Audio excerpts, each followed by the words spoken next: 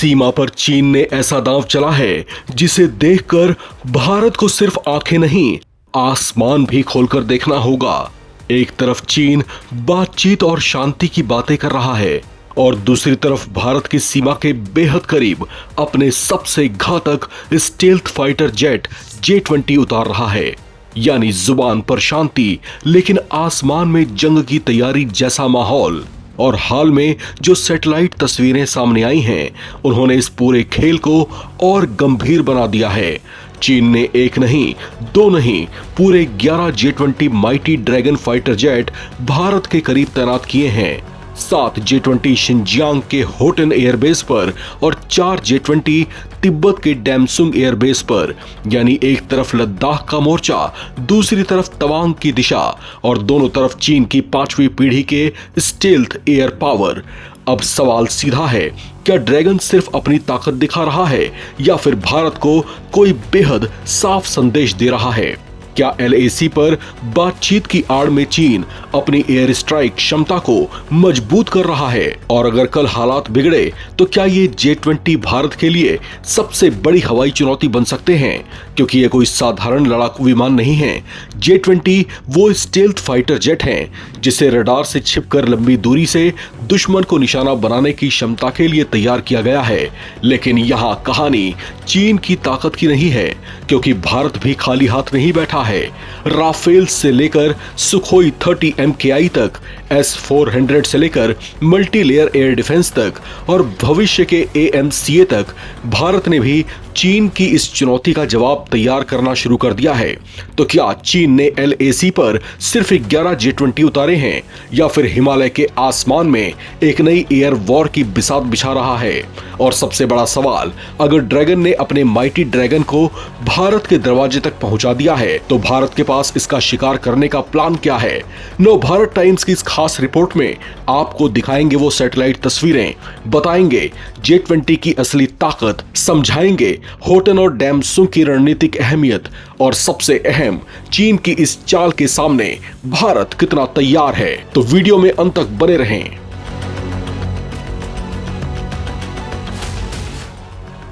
Reports के मुताबिक जून के आखिरी और जुलाई की शुरुआत में ली गई सैटेलाइट तस्वीरों में चीन के 2 रणनीतिक एयरबेस पर कुल 11 J-20 दिखाई दिए। इनमें 7 J-20 शिनजियांग के होटन एयरबेस और 4 J-20 तिब्बत के डैमसुंग एयरबेस पर नजर आए। होटन भारत के लद्दाख सेक्टर के सामने वाले इलाके के संदर्भ में बेहद महत्वपूर्ण है, जबकि डैमसुंग की लोकेशन अरुणाचल प्रदेश के तवांग सेक्टर के संदर्भ में रणनीतिक महत्व रखती है। यही वजह है कि इन विमानों की मौजूदगी ने सुरक्षा विशेषज्ञों का ध्यान अपनी ओर खींचा है। लेकिन यहाँ एक बात बेहद जरूरी है, किसी एयरबेस पर J-20 की मौजूदगी का मतलब ये नहीं कि चीन भारत पर हमला करने वाला है। ऐसी तैनाती ट्रेनिंग, ऑपरेशनल रेडीनेस, रोटेशन या स्ट्रेटेजिक सिग्नलिंग जैसे कई कारणों से भी हो सकती है। फिर भी संवेदनशील सीमा के करीब 5th जनरेशन फाइटर की मौजूदगी को नजरअंदाज नहीं किया जा सकता। अब समझिए J-20 की ताकत। J-20 चीन का 5th generation stealth fighter jet है। इसका डिजाइन रडार सिग्नेचर को कम करने के लिए तैयार किया गया है, जिससे इसे डिटेक्ट और ट्रैक करना चुनौतीपूर्ण हो सकता है।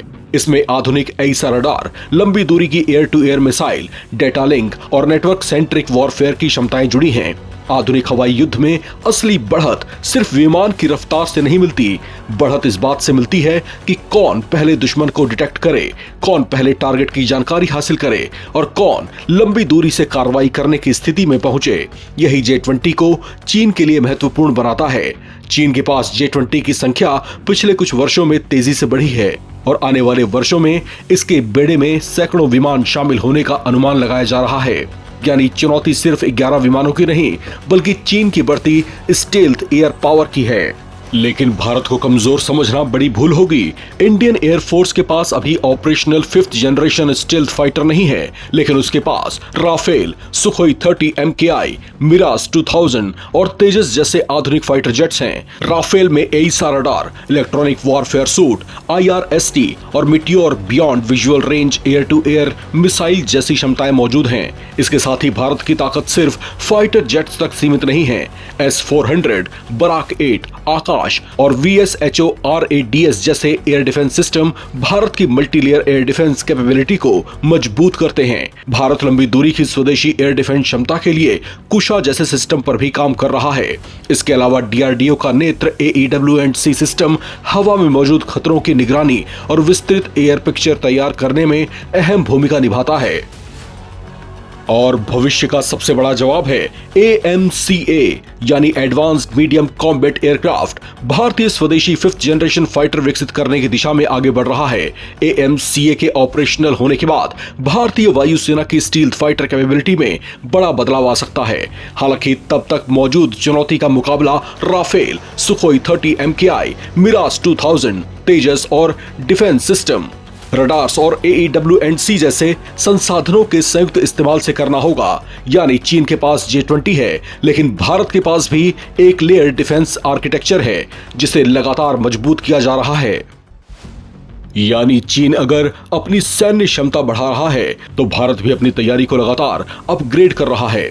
इसलिए तस्वीर सिर्फ इतनी नहीं है कि चीन ने 11 J-20 तैनात किए हैं और भारत खतरे में आ गया। असली मुकाबला है स्टेल्थ बनाम रडार, फाइटर जेट बनाम एयर डिफेंस और टेक्नोलॉजी बनाम टेक्नोलॉजी का। चीन की तैनाती युद्ध की गारंटी नहीं है, लेकिन ये LAC पर बदलते एयर पावर बैलेंस का संकेत जरूर है। अब नजर इस बात पर होगी कि इन J-20 की तैनाती कितने समय तक रहती है और चीन आगे क्या कदम उठाता है, क्योंकि हिमालय की चोटियों पर अब सिर्फ बर्फ नहीं, भारत और चीन के बीच बढ़ती स्ट्रेटेजिक कंपटीशन भी दिखाई दे रही है।